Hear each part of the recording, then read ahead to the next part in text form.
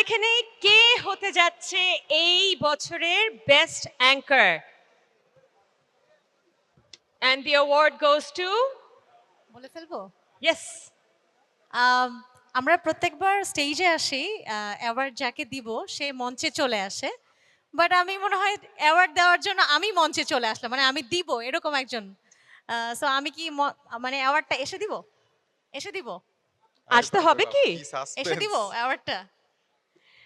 The award goes to Rafsan. a big round of applause Thank for you. my co-host of the night, Rafsan Shabab. Thank you so much. Thank you.